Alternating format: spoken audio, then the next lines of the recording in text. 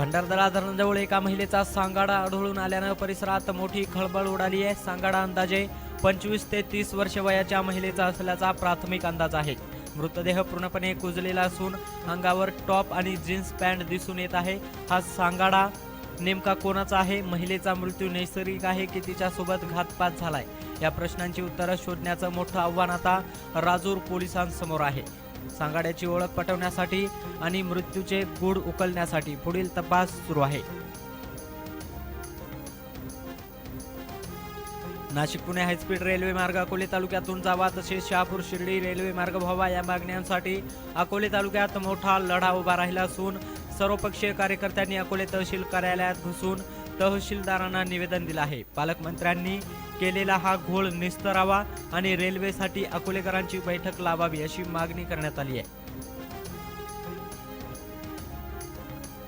Nashik Pune high speed रेल्वेच्या संदर्भात मंगळवारी 16 डिसेंबरला संगमनेर प्रांत कार्यालयावर अकोलेकरांचा धडक मोर्चा धडकणार आहे। अकोले स्टाईलनं संगमनेरमध्ये घुसू आणि दणका देऊ असा इशारा डॉक्टर अजित नवले यांनी दिलाय। तर रेल्वेच्यासाठी आरपारची लढाई देखील लढण्याची तयारी आहे असं त्यांनी सांगितलंय।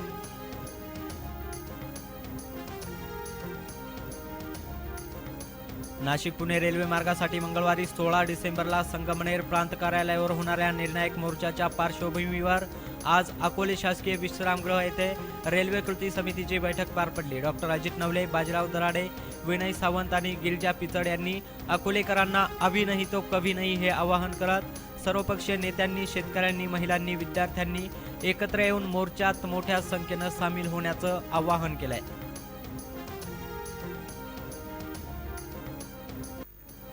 नाशिक पुणे रेल्वे मार्गाचे अलाइनमेंट बदलल्यानं नाराज झालेले अकोलेकर सर्वपक्षीय कार्यकर्ते आता मैदानात उतरले आहेत। रेल्वे मार्ग तालुक्यातूनच जावा या मागणीसाठी त्यांनी गावागावात जनजागृती मोहीम सुरू केली आहे। कार्यकर्ते गावागावात जाऊन घोंगडी बैठका घेत आहेत, तसेच विद्यार्थ्यांसोबत चर्चा करून रेल्वेचं महत्त्व समजून सांगत आहेत। सर्व मतभेद बाजूला ठेवून सामूहिक प्रयत्नांनी या लढ्याला जन आंदोलनाचे स्वरूप देण्यासाठी ही मोहीम जोमानं सुरू आहे। कातळापूर ग्रामपंचायतीमध्ये ग्रामसेवकाचा कोरा कारभार उघडकीस आलाय। गेल्या अनेक वर्षांपासून ग्रामपंचायतीच्या मासिक सभेचे प्रोसिडिंग रजिस्टरमध्ये नोंदवले गेले नसल्याचं समोर आलंय। याहून गंभीर बाब म्हणजे मासिक सभेचे रजिस्टर पूर्ण ठेवून त्यावर कोऱ्या पानांवर ग्रामपंचायत सदस्यांच्या फसवणूक करून सह्या घेतल्या जात आहेत असा थेट आरोप ग्रामपंचायत सदस्यांनी केलाय। या संपूर्ण गंभीर गैरव्यवहाराविरोधात संतप्त सदस्यांनी गटविकास अधिकारी यांच्याकडे तक्रार दाखल करून कारवाईची मागणी केली आहे। संगमनेर गांजा तस्करीतील मुख्य आरोपीला अखेर पोलिसांनी बेड्या ठोकल्यात।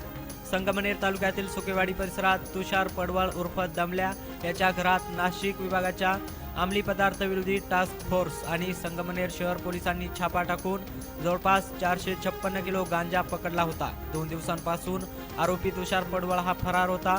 अखेर संगमनेर पोलीस ठाण्याच्या गुन्हे शाखेनं भुलेवाडी परिसरातून त्याला ताब्यात घेतलं आहे। अकोले तालुक्याचे आमदार डॉक्टर किरण लामटे यांनी नागपूर हिवाळी अधिवेशनात अकोले तालुक्यातील विविध समस्या आणि प्रश्न उपस्थित केले। तालुक्यातील पाणी प्रश्न, रस्त्यांची दुरावस्था, प्रलंबित सिंचन प्रकल्प तसेच वन हक्क कायद्याच्या अंमलबजावणीतील अडथळे यांसारख्या महत्त्वाच्या मुद्द्यांकडे त्यांनी शासनाचं लक्ष वेधलं। त्याचप्रमाणे महसूलच्या सुद्धा मुद्द्याकडे त्यांनी शासनाचं लक्ष वेधलं असून तालुक्याच्या विकासासाठी या समस्यांवर तातडीनं उपाययोजना करण्याची मागणी आमदार लामटे यांनी सभागृहात केली आहे। बालविवाह मुक्त अभियान शिबिर अकोले शहरात संपन्न झालं। बालविवाह समस्येवर ग्रामस्तरावरील सर्व शासकीय यंत्रणांनी एकत्रित येऊन प्रामाणिकपणे लढा। यामध्ये जे अधिकारी कर्मचारी हलगर्जीपणा करतील त्यांच्यावर कडक कारवाई करू असा इशारा अकोले तालुका बाल संरक्षण समिती अध्यक्ष तथा तहसीलदार सिद्धार्थ कुमार मोरे यांनी दिला आहे।